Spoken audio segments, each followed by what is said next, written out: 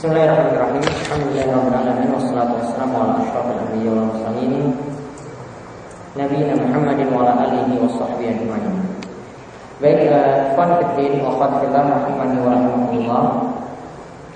Kita melanjutkan kembali pembahasan kita dari kitab Bulughul Maram mengenai sifat salat Nabi sallallahu alaihi wasallam. Kita membacakan satu hadis lagi yang membicarakan tentang bagaimana Rasulullah SAW itu membaca surat di dalam sholat. Bagaimana Rasulullah SAW membaca surat di dalam sholat. Itu hadis ke-20 atau nomor 286 dari kitab Bulughul Maram. Hadisnya dari Abu Qatadah radhiyallahu anhu yang mengatakan, karena Rasulullah SAW yusolli bina fayaqra'u fi adh-dhuhri wal 'asri fi rak'atayn al-ulayayn bi Fatihatil Kitab wa suratayn wa yusmi'una al-ayat ahyanan wa yutawwilu ar-rak'ah fil ula wa yaqra'u fil ukhrayayn bi Fatihatil Kitab. Muttafaqun alaih. Yaitu Rasulullah SAW pernah bersolat bersama kami. Lalu beliau membaca di dalam sholat zuhur dan sholat asar di 2 rakaat yang pertama. Beliau membaca Al-Fatihah dan 2 surat ketika itu. Karena rakaat pertama dan rakaat kedua ada surat yang dibaca setelah Al-Fatihah pada rakaat pertama, ada surat yang beliau baca lagi setelah Al-Fatihah pada rakaat yang kedua. Wa yusmi'una al-ayat ahyanan. Dan ini dalam sholat zuhur dan sholat asar beliau kadangkala memperdengarkan bacaan ayat pada kami. Wa yutawwilu raka'atal ula, dan beliau memperlama rakaat yang pertama. Wa yaqra'u fil ukhrayayn, dan 2 rakaat yang terakhir beliau membaca Al-Fatihah. Hadis ini diriwayatkan oleh Imam Bukhari dan Muslim. Maka faedah yang bisa kita ambil yang pertama, yaitu semangat sahabat radhiyallahu anhum dalam menukil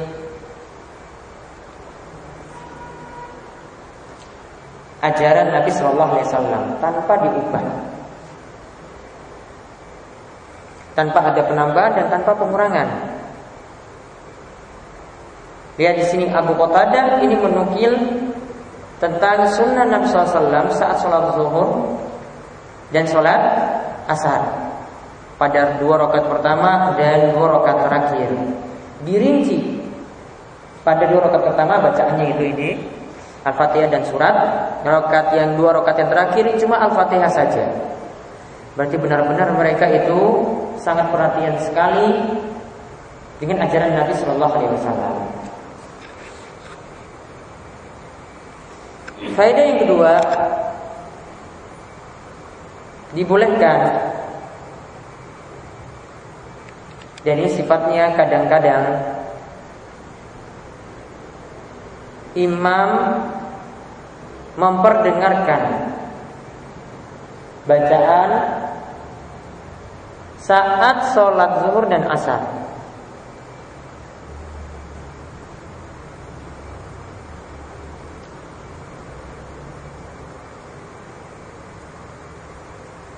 Sebagaimana yang disebutkan dalam hadis ini.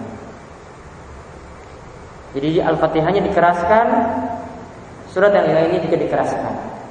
Namun sifatnya apa? Ahyanan, kadang-kadang.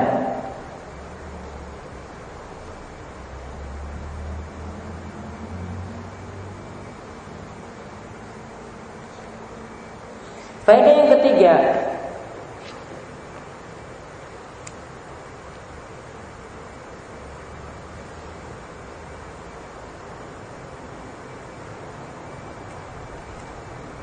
yaitu hikmah dari suatu amalan, jika semakin banyak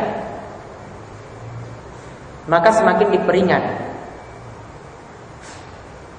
Jika semakin banyak maka semakin diperingat.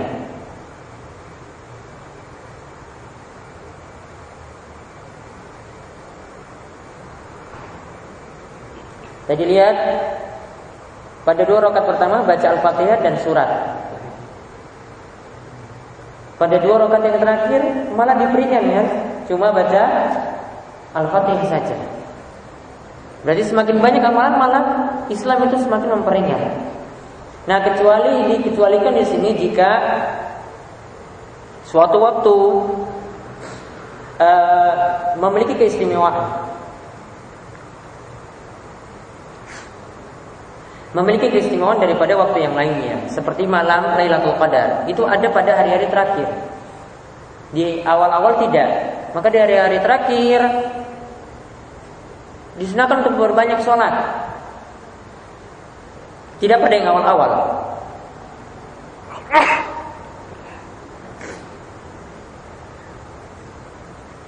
Ya, ini karena ada keistimewaan waktu tersebut dibandingkan dengan waktu-waktu yang lainnya.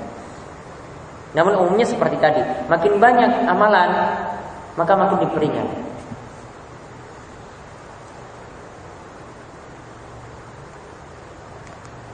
Kemudian yang keempat, untuk 2 rakaat yang terakhir pada sholat zuhur dan asar, ya pada sholat zuhur dan asar cukup membaca Al-Fatihah.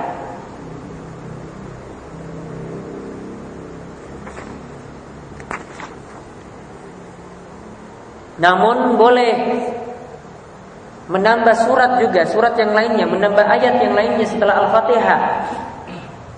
Namun sifatnya kadang-kadang.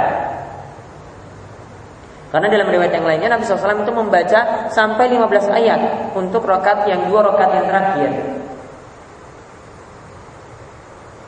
Untuk 2 rakaat yang terakhir baca sampai 15 ayat. Al-Fatihah cuma berapa ayat tadi? 7. Berarti ada tambahan 8 ayat. Berarti masih dibolehkan pada rakaat ketiga dan keempat salat zuhur asar atau salat isya, ya, ditambahkan dengan bacaan ayat-ayat yang lainnya. Nah, itu pembahasan kita pada hari ini. Nanti insyaallah pada pertemuan akan datang kita lanjutkan masih tentang sifat salat Nabi sallallahu alaihi wasallam.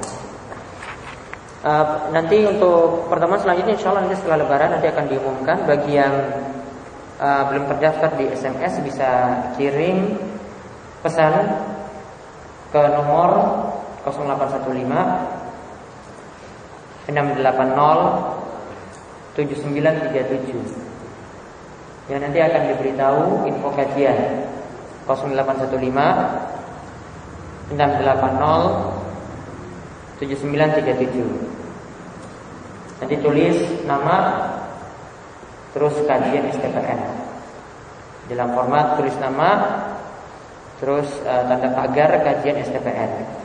Kalau terdaftar nanti akan mendapatkan info-info termasuk juga untuk kelanjutan kajian setelah Ramadan. Kira-kira 2 minggu nanti setelah Lebaran, ya, 2 minggu setelah Lebaran insyaallah.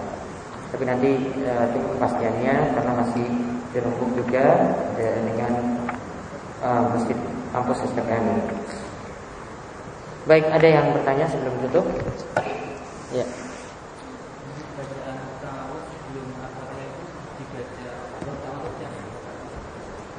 Dibaca, ini kata Imam Asy-Syaukani dalam kitab beliau Nailul Awtar.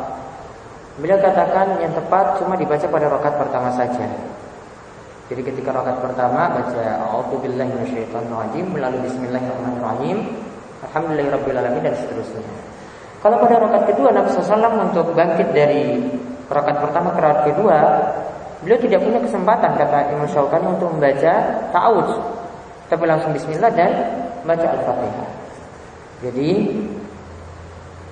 ta'awudz cuma ada pada rakaat pertama saja. Berlaku untuk sholat-sholat yang lainnya termasuk sholat sunnah. Ada yang lainnya? Ya.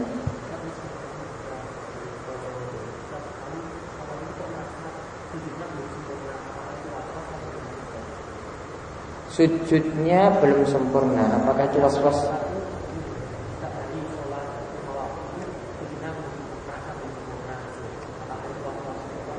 Itu was-was syaitan, harus ditinggalkan. Ya dak mayari bukan ila ma la yari. Tinggalkan yang meragu-ragukanmu dan alihkan pada hal-hal yang tidak meragukanmu. Itu ragu-ragu, was-was di dalam sholat seperti itu mesti ditinggalkan. Pegang dengan yang yakin. Jadi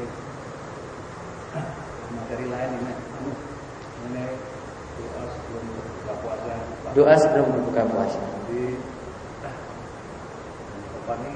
Saya pernah baca dulu mestinya bacaan hafadzoma buku dan seterusnya ini setelah kita minum atau tapi ada juga yang sebelum dan Apakah baca doa hafadzoma sebelum makan ataukah sesudah makan? Iya. Nah, pertanyaannya itu. Klarifikasi. Nah, lihat saja ini tidak dari segi apakah harus atau tidak ya. Ini karena bacaannya itu sunnah. Maka di sini kita bahas mana yang lebih afdal waktunya, apakah sebelum ataukah sesudah.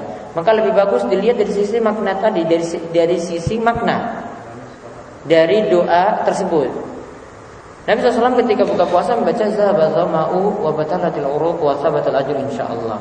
Artinya rasa haus telah hilang dan urat-urat itu telah basah dan moga ditetapkan pahala insyaallah. Berarti kalau dikatakan dahaga telah hilang, rasa haus telah hilang, urat-urat telah basah, berarti sudah makan atau minum atau belum? Sudah. Maka lebih bagus itu memang terletak sesudah makan.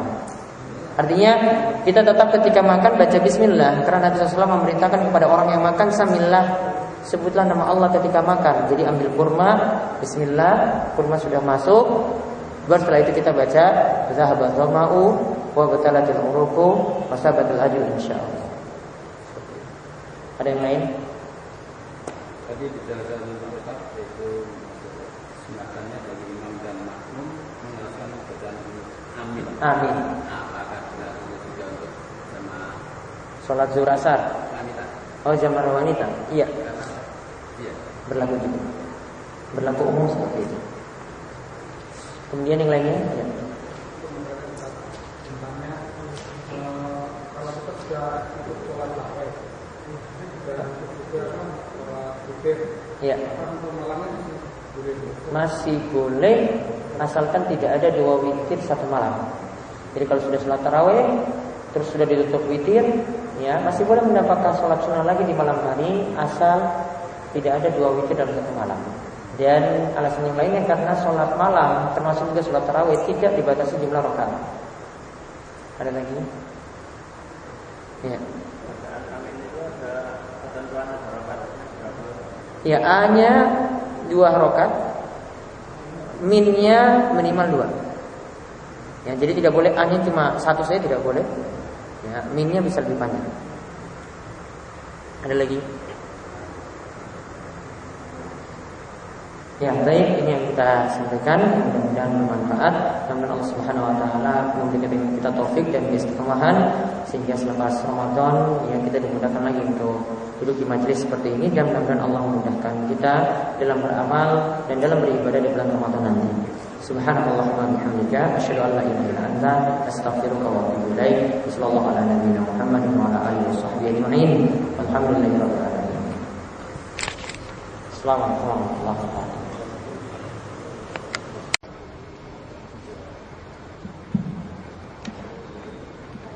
Bismillahirrahmanirrahim. Assalamualaikum warahmatullahi wabarakatuh.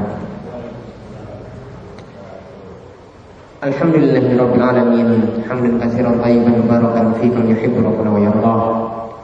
Wa asyhadu an la ilaha illallah wahdahu la syarika lah wa asyhadu anna Muhammadan abduhu wa rasuluh. Allahumma shalli ala nabiyyina wa sayyidina Muhammadin wa ala alihi wa man tabi'ahum bi ihsan ila yaumil. Baik, ikhwan fillah wa akhwat fillah rahimani wa rahimakumullah. Alhamdulillah kita bersyukur pada malam hari ini kita dapat berjumpa kembali selepas libur panjang dari bulan Ramadan sekitar 1,5 bulan kita tidak melanjutkan kajian Bulughul Maram ini, dan alhamdulillah Allah memberikan kita kesempatan untuk melanjutkan kembali kajian Bulughul Maram karya Ibnu Hajar Al-Asqalani, di mana kita masih melanjutkan kitab shalah yaitu tentang pembahasan sholat. Terkhusus kita membahas bab sifat sholat Nabi Shallallahu Alaihi Wasallam. Jadi kita masih membahas ya seputar sifat sholat Nabi Shallallahu Alaihi Wasallam. Di awal-awal yang kita bahas tentang ada disinggung tentang rukun, kemudian disinggung juga tentang gerakan-gerakan. Ya, dan pembahasan kita terakhir kemarin yaitu kita bahas hadis ke-20 dalam bab ini, yaitu tentang bacaan di dalam sholat. Dan bahasan kita kali ini masih seputar bacaan surat di dalam sholat. Jadi Nabi SAW di sholat ini biasanya baca surat apa? Atau bacaannya itu panjangnya itu seberapa? Nah, itu nanti disinggung oleh Ibnu Hajar. Beliau bawakan beberapa hadis yang menjelaskan tentang bacaan surat dari sholat Nabi SAW. Kita lihat terlebih dahulu hadis sebelumnya, yaitu hadis dari Abu Qatadah, hadis ke-20 dalam bab ini, atau hadis 286 yang berdasarkan rujukan dari kitab yang kami pegang, yaitu hadis dari Abu Qatadah yang menjelaskan tentang kaifiyatul qiraah fi shalah, yaitu bagaimana Nabi SAW membaca surat di dalam sholat. Dikatakan oleh Abu Qatadah radhiyallahu anhu, ia berkata, kana Rasulullah SAW yusolli bina, pernah Rasulullah SAW itu sholat bersama kami. Jadi Nabi SAW itu biasanya sholat bersama para sahabatnya, sehingga para sahabat itu mempelajari, mengetahui bagaimanakah Nabi SAW itu sholat. Fayaqra'u fi dhuhri wal asri, maka beliau membaca ketika sholat zuhur dan asar fi rak'ataini al-ulayaini, pada 2 rakaat pertama. Yaitu maksudnya rakaat pertama dan rakaat kedua, yaitu membaca bi Fatihatul Kitab was suratain, membaca Al-Fatihah di masing-masing rakaat dan juga membaca 2 surat di rakaat tersebut. Wa yusmi'unal ayat ahyanan, dan kadang dalam sholat zuhur dan asar ini Nabi SAW memperdengarkan, mengeraskan bacaannya, yaitu bacaan suratnya kepada kami. Berarti ini menunjukkan kalau sholat zuhur dan asar itu sesekali menjaharkan, mengeraskan bacaannya, itu dibolehkan. Di sini dikatakan ahyanan, kadang-kadang. Jadi sholatnya tidak batal. Ya, sholatnya tidak batal ketika itu. Ini tujuannya supaya para sahabat itu tahu bagaimanakah surat yang beliau baca, bacaan-bacaannya itu seperti apa. Jadi kadang beliau itu keraskan. Wa yutawilu raka'atil ula, dan beliau memperpanjang rakaat yang pertama. Jadi rakaat pertama itu lebih lama. Ya, rakaat pertama itu lebih lama. Baru rakaat yang kedua lagi lebih singkat daripada rakaat yang pertama. Jadi rakaat pertama itu yang lebih lama. Rakaat kedua lebih singkat daripada yang pertama. Rakaat ketiga makin turun lagi, rakaat 4 makin turun lagi. Ini mayoritas gerakan sholat Nabi SAW. Gerakan sholat Nabi SAW seperti itu, bukan hanya bacaan, namun rukuknya juga demikian, sujudnya juga demikian. Oleh karena itu kita bisa ambil pelajaran juga dari hadis ini. Kalau sujud terakhir pada rakaat keempat, misalnya pada sholat isya, atau rakaat ketiga pada sholat maghrib, sujud terakhir itu tetap lebih ringkas daripada sujud-sujud sebelumnya. Sehingga kalau ada yang punya keyakinan bahwasanya sujud terakhir itu dibuat lama, dan ini ijtihad dari sebagian ulama yang berpendapat demikian karena mereka ingin membedakan bahwasanya sujud yang paling terakhir ini berarti nanti setelah itu tahiyat. Namun ini ijtihad yang keliru. Karena kalau kita lihat dari sholat Nabi SAW yang rakaat pertama itu lebih panjang, baru rakaat yang kedua itu lebih ringan lagi, rakaat yang ketiga lebih ringan lagi daripada yang sebelumnya, rakaat yang keempat lebih ringan lagi daripada yang sebelumnya. Berarti di sini pensyariatan, kalau ada yang menganjurkan sujud terakhir itu dibuat lebih lama, tidaklah tepat. Dan lebih keliru lagi jika jadi makmum. Jadi makmum dia sendiri yang memperlama sujud terakhir. Imam sudah duduk tahiyat akhir. Maka ketika itu berarti dia ada keterlambatan dalam mengikuti imam. Nah ini keliru juga. Nah kemudian wa yaqra'u fil ukhrayain bi Fatihatil Kitab, dan beliau membaca dalam salat zuhur dan asar di sini pada 2 rakaat yang terakhir, yaitu rakaat yang ketiga dan yang keempat, yaitu membaca surat Al-Fatihah, Fatihatul Kitab. Fatihatul Kitab nama lain dari surat Al-Fatihah, muttafaqun alaihi. Namun apakah di rakaat ketiga dan keempat kita cukupkan dengan surat Al-Fatihah saja? Nanti kita lihat di hadis berikutnya. Ya, boleh enggak ketika rakaat yang ketiga tambah lagi surat pendek, atau tambah lagi surat yang lainnya, atau pada rakaat yang keempat tambah lagi surat yang lainnya? Nanti kita akan lihat dalam hadis yang berikutnya. Kita lihat hadis yang selanjutnya, yaitu masih membicarakan sekarang tentang kadar lamanya bacaan surat Nabi Sallallahu Alaihi Wasallam. Hadis ke-21 dalam bab ini, yaitu dari Abu Sa'id Al-Khudri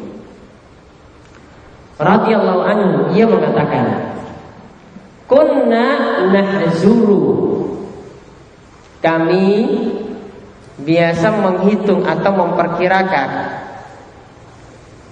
qiyam Rasulullah SAW, lama berdirinya Rasulullah SAW dalam Zuhri wal Asri, dalam salat zuhur dan asar. Ya, dalam salat zuhur dan asar mereka memperkirakan di sini. Fahazarna, maka kami memperkirakan qiyamahu fi ra'atainil ulayain, maka kami memperkirakan lama berdiri beliau di 2 rakaat yang pertama, yaitu rakaat pertama dan rakaat kedua. Minal zuhri, kalau untuk salat zuhur itu lamanya qadra, yaitu kira-kira seseorang itu membaca alif lam mim tanzil, membaca surat As-Sajdah. Lamanya ini lamanya. Belum tentu Nabi SAW baca surat As-Sajdah, namun lamanya seperti baca surat As-Sajdah.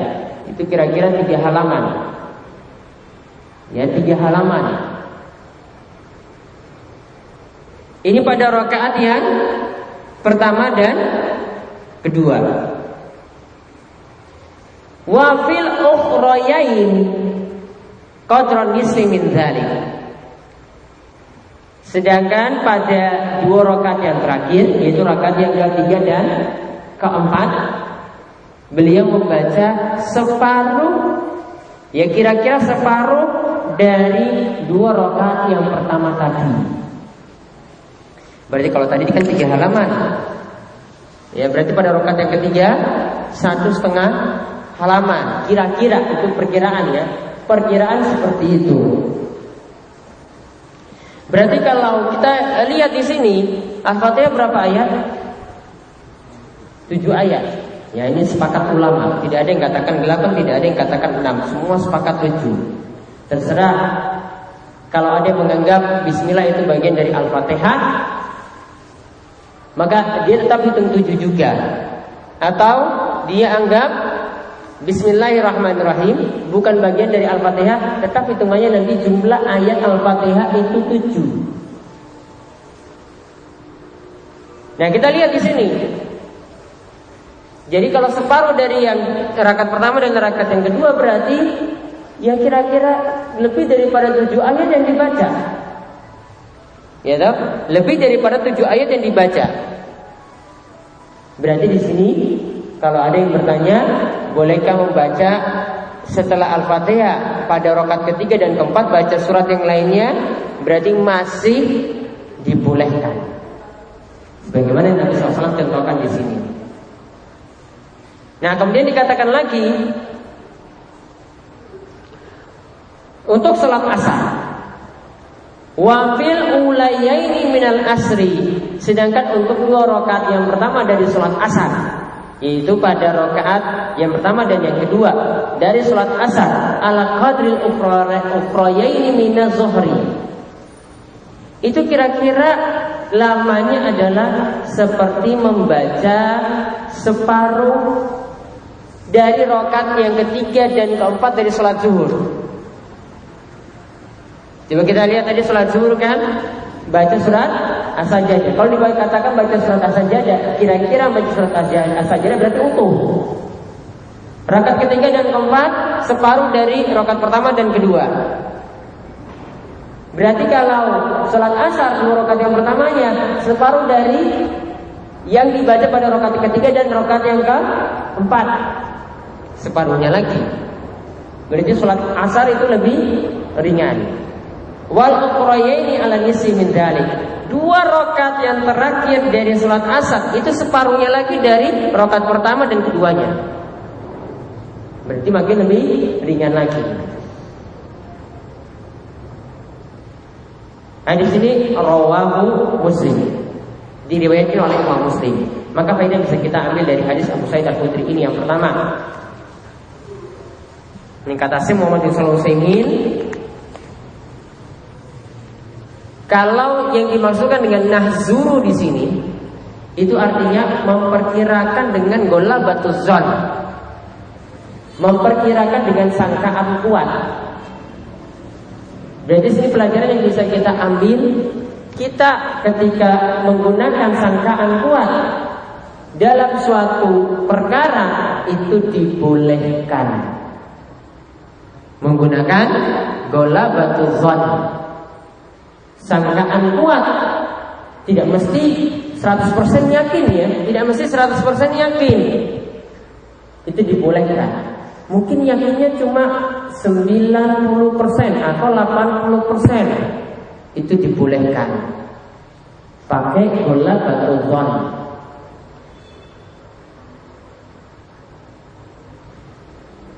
Namun hal ini kadang tidak berlaku untuk beberapa perkara, di mana untuk perkara ini kita harus menangkan yang yakin.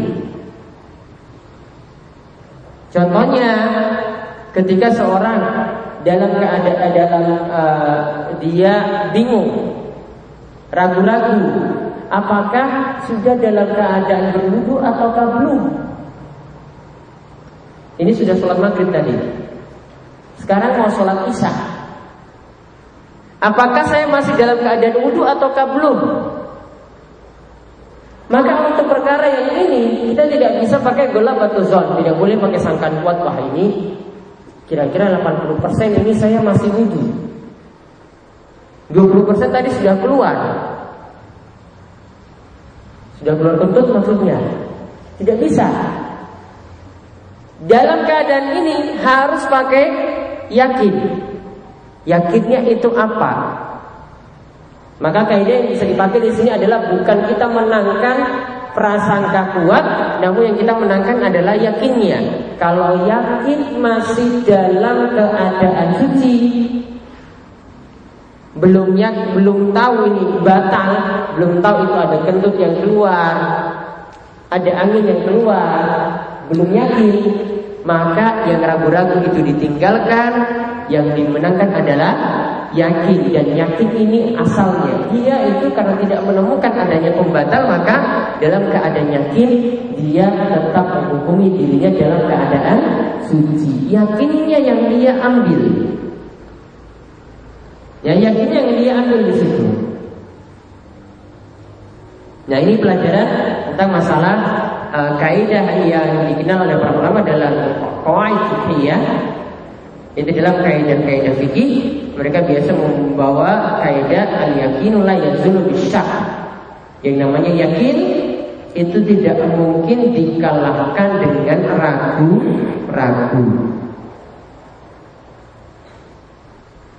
Kemudian faedah yang kedua yang bisa kita ambil, bacaan pada rakaat yang pertama dan kedua itu lebih panjang daripada rakaat ketiga dan keempat.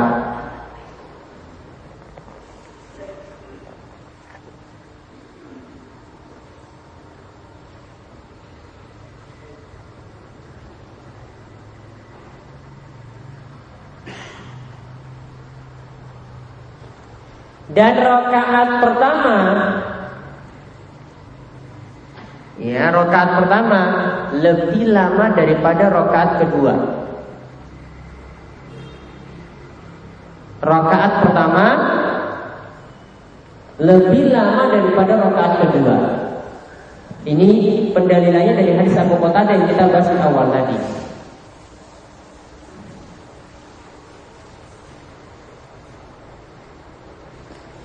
Ingat ya, ini dari perbuatan Nabi SAW. Artinya jika ada yang buat sebaliknya, mungkin rakaat yang kedua itu dia buat lebih panjang daripada rakaat pertama, sholatnya tidak batal. Ini adalah perbuatan Nabi SAW. Dan dalam kaidah usul fikih, perbuatan Nabi SAW itu tidak sampai tingkatan wajib. Kalau cuma beliau itu berbuat tanpa berucap dengan kata perintah, tidak sampai derajat wajib. Jadi seandainya di sini ada yang buat sebaliknya, rakaat yang pertama kok ringkas, rakaat kedua kok dibuat lebih lama, sholatnya tidak masalah. Ini karena cuma perbuatan Nabi SAW, tidak membuat sholatnya jadi batal, tidak membuat sholatnya juga bermasalah disuruh ulang, tidak. Namun yang lebih baiknya seperti itu.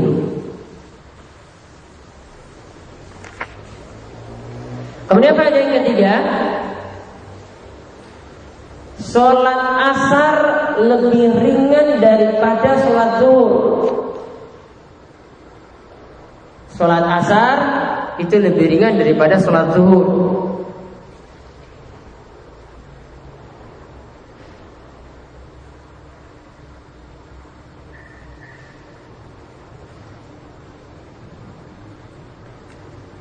Ya, sholat asar itu lebih ringan daripada sholat zuhur. Dan berlaku untuk sholat asar ini juga tadi, rakaat pertama kedua itu lebih panjang daripada rakaat yang ketiga dan keempat. Nah, kemudian kita lihat hadis yang berikutnya, hadis dari Sulaiman bin Yasar. Masih menceritakan tentang bacaan sholat Nabi SAW. Di sini dari Sulaiman bin Yasar, hadis ke-22 dari bab ini. Ia mengatakan, Kana fulanun yutil ulayaini min adh-dhuhri. Ada seseorang yang dia itu memperlama 2 rakaat pertama dari salat zuhur, wa yukhafiful asra, dan dia membuat lebih ringkas untuk salat asar. Wa yaqra'u fil maghrib bi qisaril mufassal, dan dia membaca pada salat maghrib dengan surat mufassal yang pendek-pendek. Ini saya terangkan apa yang dimaksudkan dengan surat mufassal. Wa fil isya, dan untuk salat isya biwasatihi, dengan sholat mufassal yang pertengahan. Wa bis subhi bitiwali, ya, dan untuk sholat subuh dengan surat mufassal yang panjang.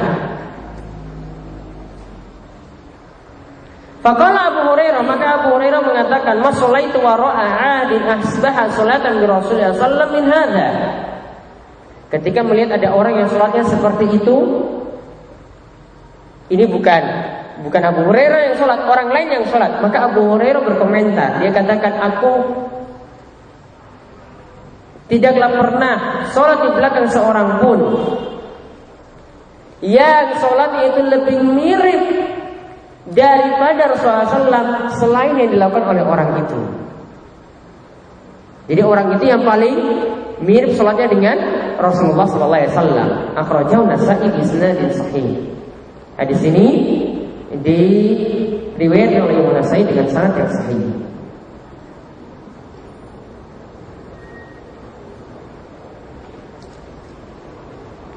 Nah, sekarang di sini ada istilah yang penting di sini yang perlu dipahami, surat mufassal. Surat mufassal itu surat yang ayatnya itu pendek-pendek. Berbeda dengan surat Al-Baqarah. Al-Baqarah itu kan ayatnya panjang-panjang, kalau ini pendek-pendek. Qaf wal Qur'anil Majid. Ya, satu ayat cuma kadang tidak sampai satu baris. Itu namanya surat mufassal. Dan disebut surat mufassal itu mulai dari surat Qaf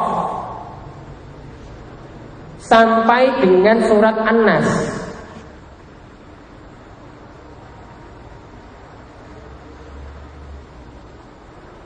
Surat Qaf sampai surat An-Nas.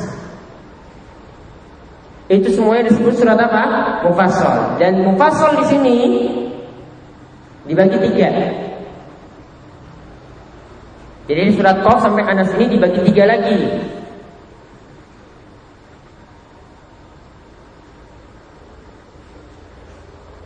Mulai dari surat Qaf sampai Al-Mursalat, akhir juz 29. Itu disebut tiwal mufassal. Tiwal mufassal. Ada dalam hadis disebut qa, waw, alif, lam. Tiwal mufassal. Artinya mufassalnya panjang-panjang, masih panjang-panjang. Itu dari surat apa tadi? Qaf sampai Al-Mursalat, sebelum amma yatasaalun. Kemudian yang kedua, mulai dari amma yatasaalun surat An-Naba awal juz 30 ya, sampai sebelum surat Duha. Sebelum surat Duha itu surat Al-Lail. Wal-laili idza yaghsha. Itu disebut Awsatul Mufassal. Awsatul Mufassal. Awsatul Mufassal. Artinya surat mufassal yang pertengahan, tengah-tengah, medium.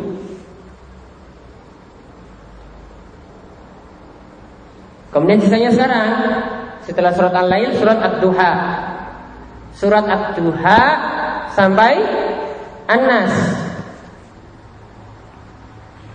Itu disebut dengan Qisarul Mufassal. Disebut dengan Qisarul Mufassal.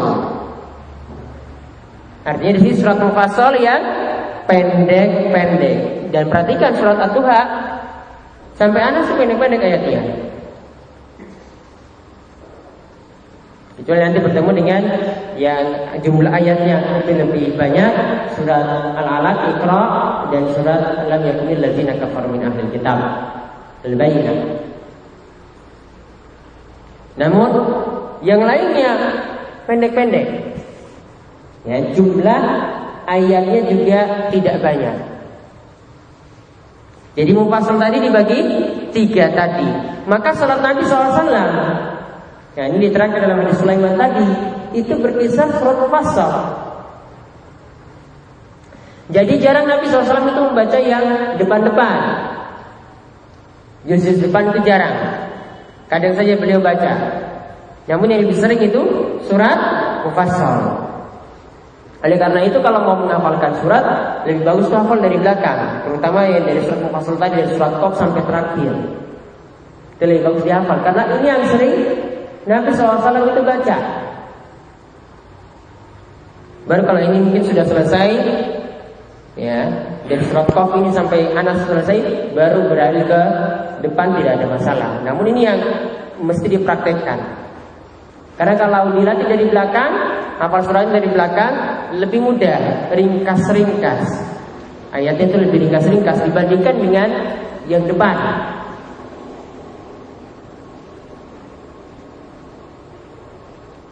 Nah, faedah yang bisa kita ambil dari hadis ini, yang pertama, faedah yang lainnya saya sudah cukupkan dengan yang hadis Abu Sa'id Al-Khudri tadi ya, seperti misalnya sholat zuhur itu lebih panjang, sholat asar itu lebih ringkas daripada sholat zuhur, rakaat pertama kedua lebih lama daripada rakaat yang ketiga dan keempat. Nah, ini faedah yang tambahan saja. Nah, pada sholat zuhur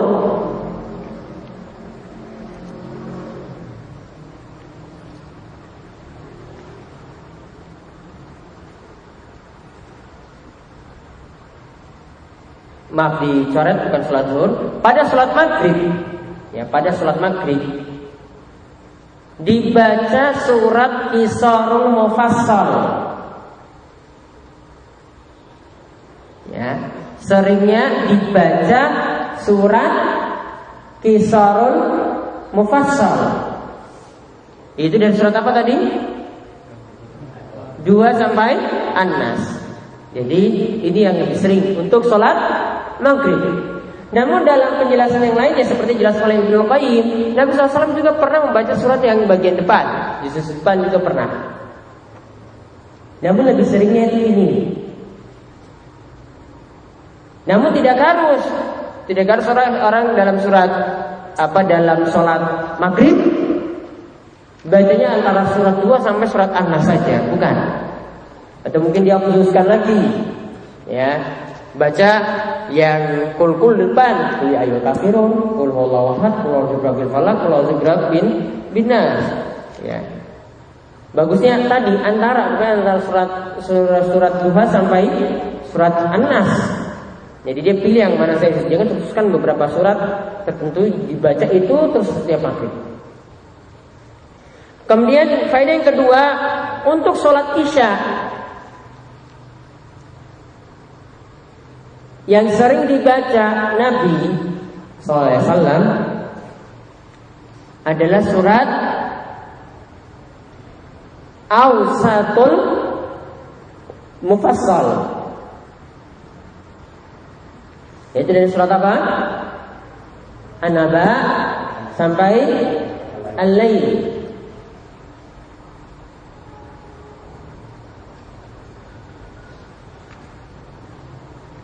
Nah, kemudian faedah yang ketiga, untuk sholat subuh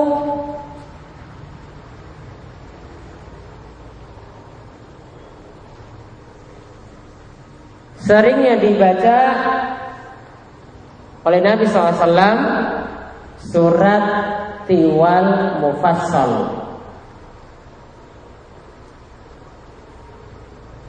Itu dari surat apa? Qaf sampai Al-Mursalat. Yang ini bukan harus seperti itu, ya. Karena ketika sholat nanti akan disinggung di sini, sholat subuh pada hari Jumat, Nabi SAW itu membaca surat As-Sajdah. As-Sajdah tidak masuk di surat Mufassal. Nanti akan disinggung. Namun ini kalau dikatakan oleh Abu Hurairah seperti itu, berarti dia lihat umumnya sholat Nabi SAW itu seperti itu. Umumnya sholat Nabi SAW itu seperti itu. Dan kenapa sholat subuh ini lebih panjang daripada sholat-sholat yang lainnya? Yang pertama alasannya karena sholat subuh itu orang masih dalam keadaan fit. Mau disuruh lama-lama berdiri pun juga masih kuat. Aktivitasnya itu belum banyak.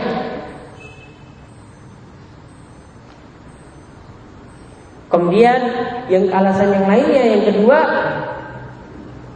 sholat subuh itu disaksikan oleh para malaikat. Yang sholat subuh itu disaksikan oleh para malaikat. Sehingga kalau dibuat bacaannya itu lebih lama, ya, maka faedah atau keutamaan yang akan diperoleh makin besar.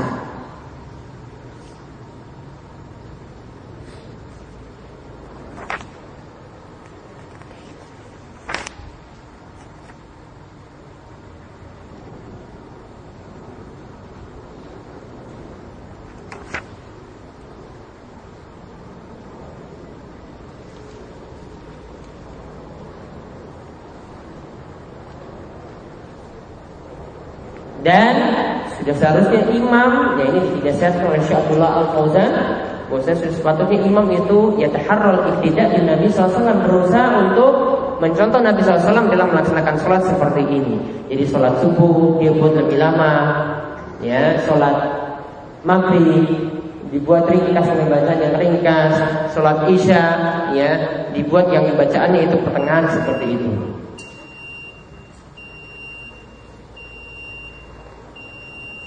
Nah, itu tentang bacaan-bacaan dalam sholat yang lainnya insyaallah akan kita kaji setelah sholat isya.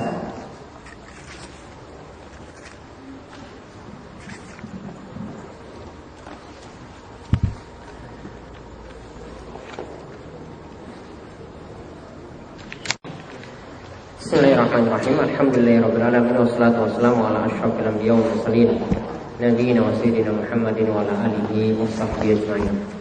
Baik, ikhwan fillah wa fadillah rahimani wa rahimakumullah, kita lanjutkan pembahasan kita dari kitab Bulughul Maram karya Ibnu Hajar Al-Asqalani. Masih melanjutkan tentang sifat salat Nabi SAW dan masih membahas tentang bacaan surat dari sholat Nabi Sallallahu Alaihi Wasallam. Kita sekarang lihat hadis ke-23 dari Jubair bin Mut'im, di mana di sini dia membicarakan tentang sholat maghrib Nabi Sallallahu Alaihi Wasallam. Apa surat yang beliau baca? Jubair bin Mut'im radhiyallahu anhu ia berkata, sami'tu Rasulullah Sallallahu Alaihi Wasallam yaqra'u fil maghrib bitur. Kata Jubair, aku pernah mendengar Rasulullah SAW membaca ketika sholat maghrib, yaitu membaca surat At-Tur, Wat-Tur wa kitabim mastur dan seterusnya. Hadis ini muttafaqun alaih, diriwayatkan oleh Imam Bukhari dan Muslim. Nah, perlu diketahui bahwasanya ada kisah kenapa sampai Jubair bin Mut'im itu bisa menyebutkan hadis ini, yaitu Jubair bin Mut'im adalah di antara orang yang mengikuti perang Badar. Dan ketika dia sholat maghrib bersama Nabi SAW, dia mendengar Nabi SAW itu membaca surat ini, yaitu surat At-Tur, sampai pada ayat am khuliqu min ghairi syai'in am khuliqu min ghairi syai'in am humul khaliqun. Apakah mereka itu dicipta dari sesuatu atau mereka mencipta diri mereka, atau mereka itu jadi pencipta untuk diri mereka sendiri. Jadi maksudnya di sini Allah Subhanahu wa taala itu bertanya, ya, apakah manusia itu jadi itu dengan sendirinya atau mereka menciptakan diri mereka sendiri? Maka ketika itu dikatakan dalam hadis ini, ya, dikatakan dalam hadis yang membicarakan tentang Jubair bin Mut'im, ia mengatakan kada qalbi yatatayyar. Ketika itu hatiku itu seakan-akan terbang. Ya, hatiku itu ketika itu seakan-akan terbang. Karena ketika itu ditanya, kalau memang orang musyrik, ya, sesembahannya itu benar, taruhlah di situ makhluk-makhluk yang ada, apakah mereka itu jadi dengan sendirinya atau dicipta oleh Allah Subhanahu wa taala? Itu semua akan menjawab bahwasanya tidak mungkin makhluk itu jadi dengan sendirinya, pasti ada pencipta di balik itu. Nah, intinya di sini Jubair bin Mut'im membicarakan sholat maghrib, dan ketika itu Nabi SAW membaca surat Tur. Jadi faedah yang bisa kita ambil di sini, boleh pada sholat maghrib membaca surat yang agak panjang, yaitu surat At-Tur, seperti surat At-Tur.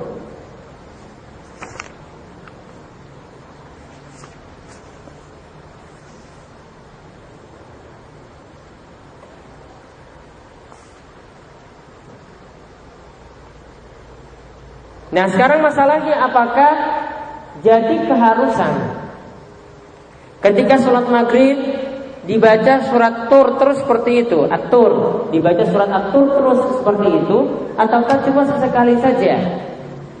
Maka dalam hadis ini cuma dikatakan ia mendengar Rasulullah SAW, yaitu Jubair bin Mut'im itu mendengar Rasulullah SAW itu membaca surat At-Tur. Di sini tidak dikatakan terus menerus Nabi SAW itu membaca itu, tidak. Namun ketika Jubair itu sholat di belakang Nabi SAW, pas ketika itu dia membaca surat At-Tur. Maka ini menunjukkan bahwasanya faedah yang kedua, surat At-Tur di sini bukan jadi kelaziman pada sholat maghrib. Ya, ingat ya, surat At-Tur bukan jadi kelaziman pada sholat maghrib. Karena Rasulullah SAW tidak merutinkannya. Yang lebih Rasulullah SAW itu rutinkan tadi membaca surat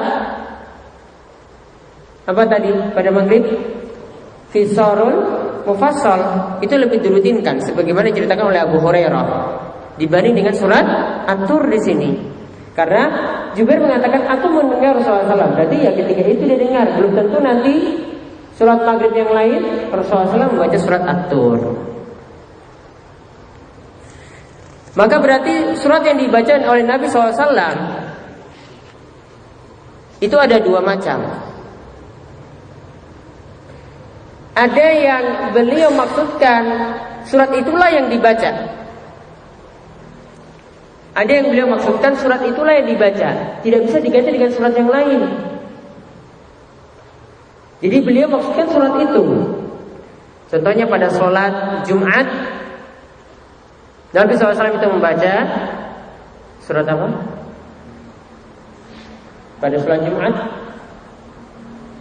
Sabbihisma rabbikal a'la dan hal ataka hadisul ghasyiyah. Ini Nabi SAW itu rutinkan. Pada sholat Id, Nabi SAW juga membaca surat tersebut. Rakaat yang pertama baca Sabbihisma rabbikal a'la. Rakaat yang kedua hal ataka hadisul ghasyiyah. Maka yang beliau maksudkan adalah surat tadi. Sama juga nanti akan disebut setelah ini surat As-Sajdah pada sholat subuh di hari Jumat. Pada sholat subuhnya ya, bukan pada sholat Jumatnya. Pada sholat subuh di hari Jumat baca surat As-Sajdah 1 rakaat penuh. Itu baru 1 rakaatnya loh. 3 halaman tadi, 3 halaman. Kalau Nabi SAW maksudkan dalam baca surat itu berarti bukan dimaksudkan surat yang lain. Walaupun di surat As-Sajdah itu ada ayat sajadah, namun tidak bisa kita ganti dengan surat yang lain yang misalnya surat Al-Alaq. Di ayat terakhir kan ada ayat sajadah. Atau surat An-Najm di ayat terakhir juga ada ayat sajadah. Tidak bisa kita ganti dengan surat yang lain yang ada ayat sajadahnya. Karena yang Rasulullah SAW itu maksudkan adalah membaca surat itu. Kemudian ada surat yang kedua seperti surat Tur di sini, yaitu surat yang Rasulullah SAW baca sesekali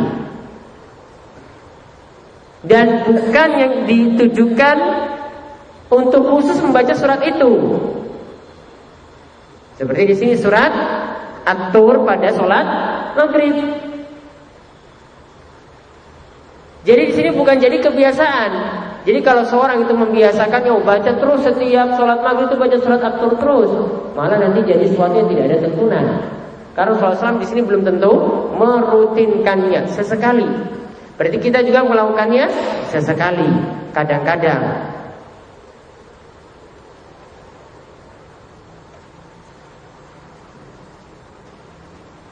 Nah, kemudian faedah yang lainnya bisa kita ambil lagi adalah di sini Jubair bin Mut'im dia mendengar surat tadi itu yang tadi dia bilang bahwasanya ana qalbi yatatayyar, yaitu hatiku itu seakan-akan itu ya terbang seperti burung, ya artinya hatinya itu kemana-mana, tidak bisa berkata apa-apa. Itu dia mendengarnya ketika dia itu masih kafir. Dia mendengarnya ketika dia masih kafir. Ketika dia masuk Islam, dia ceritakan tentang perihal tadi. Bahwasanya aku ketika dulu mendengar Nabi SAW itu membaca pada sholat maghrib surat At-Tur. Berarti apa yang diceritakan ketika dia dalam kondisi kafir dahulu tetap diterima ketika dia itu sudah masuk Islam. Berarti di sini ada faedah bisa kita ambil, yaitu berita dari orang yang telah masuk Islam, di mana ia menceritakan kondisinya dulu ketika kafir,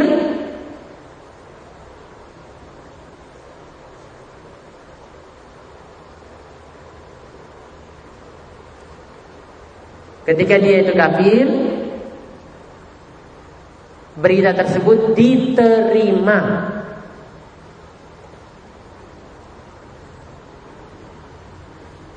Karena yang jadi patokan di sini adalah ketika dia sampaikan itu dia muslim ataukah tidak, bukan ketika dia mendengar berita tersebut. Sekarang dia muslim ataukah tidak? Karena kalau seorang itu sudah masuk Islam, berarti istilahnya itu adalah kredibilitasnya itu diterima. Ya, jadi dia membawa berita tadi, beritanya itu diterima. Berbeda kalau dia dalam kondisi kafir. Kemudian hadis yang terakhir yang kita bahas pada pertemuan kali ini yaitu hadis ke-24 dan 25. Itu membicarakan tadi yang telah kami singgung, yaitu bacaan Nabi SAW pada sholat subuh di hari Jumat.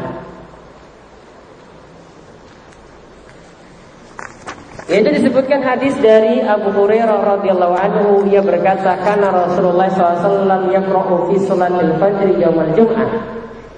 Yaitu Rasulullah SAW biasanya, kata Abu Hurairah Rasulullah SAW biasanya, berarti apa? Jadi rutinitas. Artinya beliau ketika sholat seperti itu, yaitu biasanya yaqra'u, yaitu beliau baca ketika sholat subuh fi sholatil fajr yaumal Jum'ah, ketika sholat subuh pada hari Jumat membaca Alif Lam Mim Tanzil.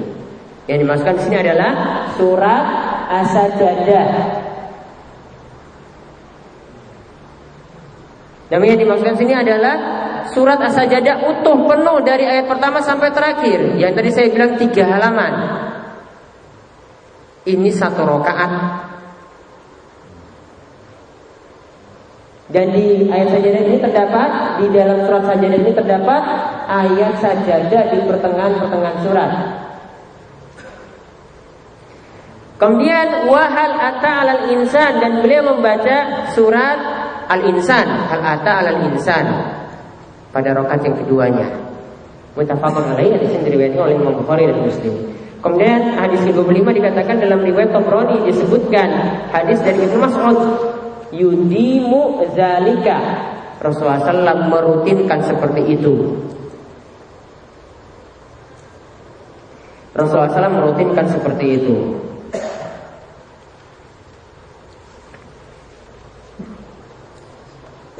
Nah, faedah bisa kita ambil dari hadis ini. Yang pertama, disunahkan ketika sholat subuh pada hari Jumat untuk membaca surat As-Sajdah dan surat Al-Insan.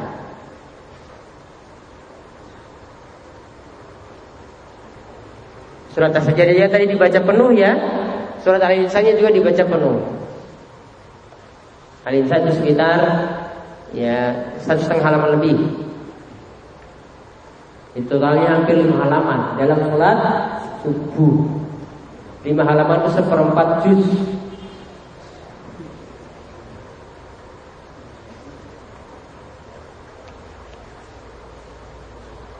Kemudian faedah yang kedua, ini catatan yang perlu diperhatikan. Bukan dimaksud pada sholat subuh di hari Jumat membaca surat yang ada ayat Sajdah. Bukan yang dimaksud pada sholat subuh pada hari Jumat membaca surat yang ada ayat Sajdah. Namun yang dimaksudkan adalah membaca surat Sajdah itu sendiri.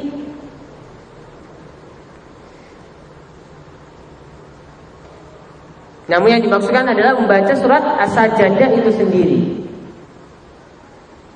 Titik. Sehingga tidak boleh punya keyakinan pada sholat subuh di hari Jumat dianjurkan sujud tilawah. Karena Nabi SAW bukan maksudkan seperti itu. Rasulullah SAW bukan maksudkan setiap subuh pada hari Jumat lakukan sujud tilawah ketika baca ayat Sajdah. Namun yang Nabi SAW maksudkan adalah baca surat As-Sajdah. Beda.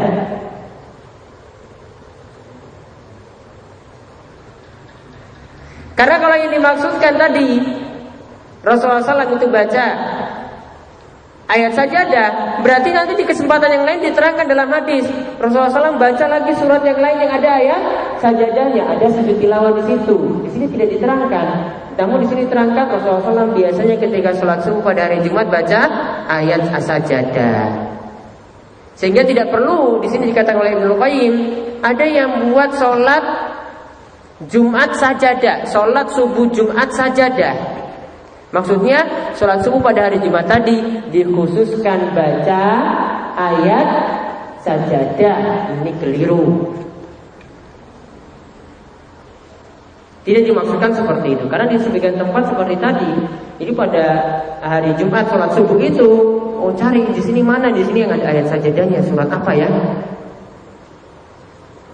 Baca surat itu biar ada sujud tilawah. Keliru.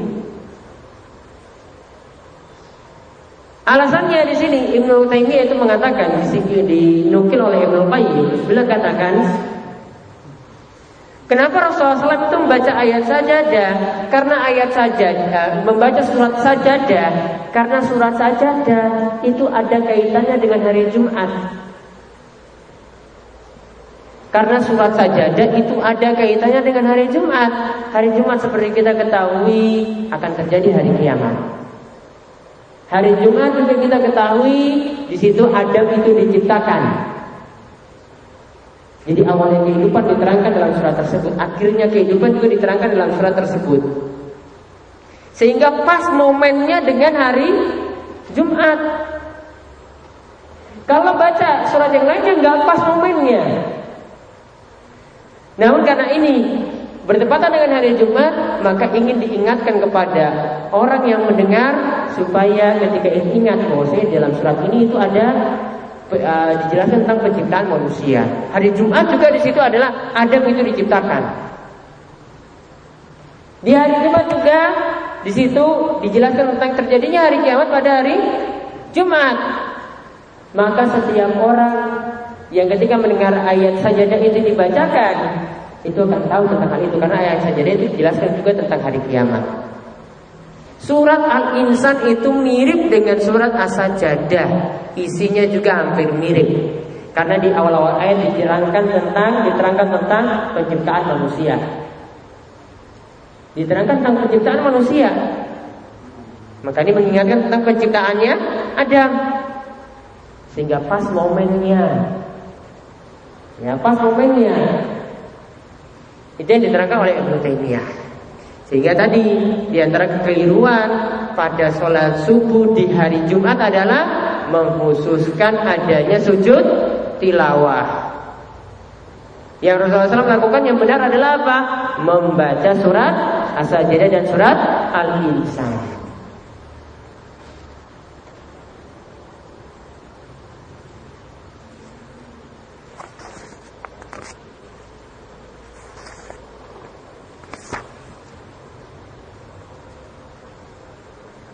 Kemudian faedah berikutnya, sebagaimana tadi sudah disinggung, bolehnya membaca suatu surat sesuai dengan momen pada saat itu. Ini katakan oleh Syekh Muhammad bin Shalih Al-Utsaimin di sini. Misalnya kata beliau di sini, kalau terjadi hujan, membaca surat yang di situ terdapat ayat yang menyebutkan tentang hujan. Boleh seperti itu. Namun yang tidak tepat kata beliau adalah ketika seorang khatib pada hari Jumat itu berkhutbah membawa suatu materi. Kemudian setelah itu dia turun melaksanakan sholat Jumat, dia membaca surat yang sesuai dengan isi khutbahnya tadi. Kurang tepat kata beliau, karena Nabi SAW cuma sesuaikan dengan momen waktunya itu pas dengan waktu apa, bukan menyesuaikan dengan isi khutbah. Kata Syekh Muhammad bin Shalih Al-Utsaimin, itu diantara juga kekeliruan diantara ya yang ada pada sholat Jumat.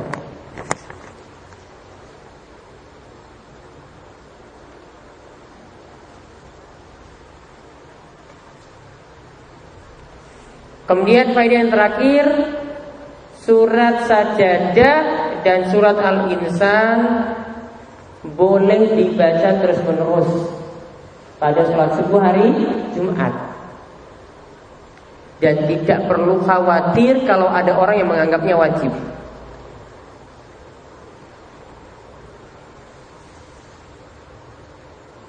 Ini kata Syekh Muhammad bin Shalih Al-Utsaimin, tidak perlu khawatir dengan anggapan orang kalau ada yang menyatakan wajib. Karena ini tidak mungkin dinyatakan wajib lagi. Berbeda kalau yang Rasulullah SAW itu syariatkan dahulu. Nah, ini diantara sunnah yang dilakukan pada hari Jumat. Di samping ada sunnah yang lainnya, misalnya membaca surat Al-Kahfi pada hari Jumat secara utuh, ya, pada malam Jumat dan hari Jumatnya. Juga amalan di hari Jumat diantara yang lainnya lagi adalah memperbanyak doa di hari Jumat. Juga diantara yang dianjurkan lagi adalah pada hari Jumat membaca selawat kepada Nabi Sallallahu Alaihi Wasallam, memperbanyak selawat kepada Nabi Sallallahu Alaihi Wasallam. Nah, itu saja yang kita bahas pada kesempatan kali ini, ya, tentang bacaan Nabi Sallallahu Alaihi Wasallam dalam sholat. Insyaallah kita lanjutkan kembali pada pertemuan berikutnya. Monggo jika ada yang bertanya sebelum kami tutup, kami persilahkan. Di tempat kami Jumat pakai posisi tilawahnya dan imam membaca juga. Kalau yang dibaca surat As-Sajadah benar, boleh. Kalau dia buat surat yang lain keliru. Tapi kalau imam sujud tilawah tetap kita ikut sujud.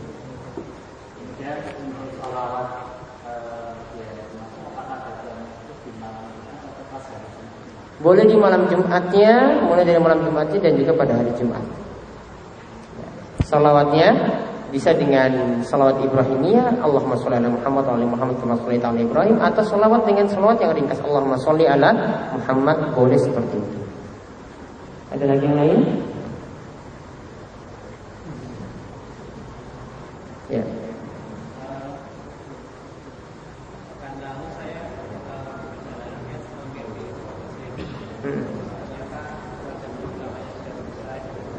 Apa yang selesai? Sholat jamaah selesai.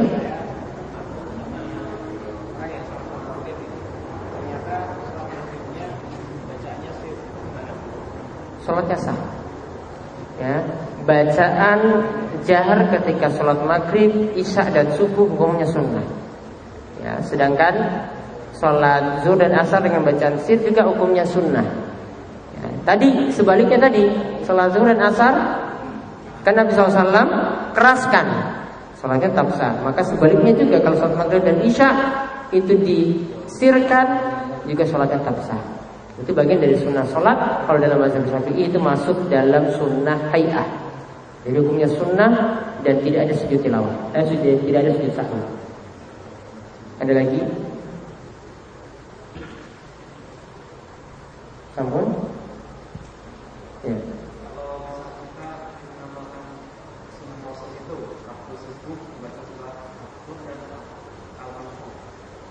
As-Sajadah dan Al-Insan. Satu surat full.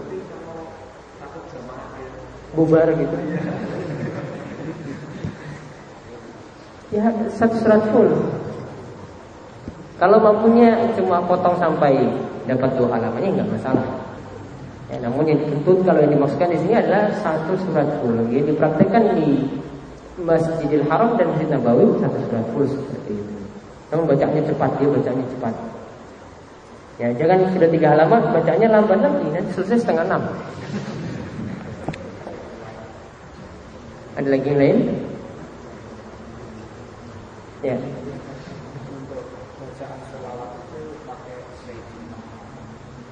Bacaan sholawat untuk di luar sholat dan di luar doa azan, ya, doa azan atau bacaan azan itu boleh pakai sayyidina. Namun kalau dalam sholat itu ketika tasyahud Allahumma sholli ala Muhammad nggak perlu pakai sayyidina, bahkan tidak boleh. Allahumma sholli ala sayyidina Muhammad wa ala ali Muhammad wa ala ali sayyidina Muhammad, tidak boleh karena tidak ada dalam lafaz hadis. Namun kalau di luar sholat tadi dan di luar bacaan setelah azan, nah itu bebas. Ya, bebas boleh memakai itu. Jadi dibedakan untuk yang tadi yang tidak ada itu adalah bacaan dalam sholat, yaitu ketika tasyahud, dan bacaan ketika doa sesudah azan. Ya. Allahumma rabb hadhihi da'wati tammah wa salatul qa'imati Muhammad dan di situ ada yang pakai Sayyidina Muhammad, keliru. Karena tidak ada dalam lafaz hadis. Ada lagi?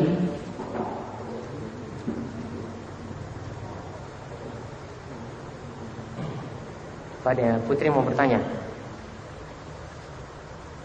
Kayaknya ada suara mic. Ya, monggo kalau Putri mau bertanya, silakan. Ya ada. Ada mic bisa. Kita ada suara mic. Ya, ini saya yang kami cukupkan untuk pelajaran hari ini. InsyaAllah pada minggu depan kita akan lagi lanjutkan pada pembahasan yang lainnya. Ya, demikian kami tutup dengan doa kafaratul majelis. Subhanallahumma wa bihamdika, asyhadu an la ilaha illa anta, astaghfiruka wa atubu ilaik. Assalamualaikum warahmatullahi wabarakatuh.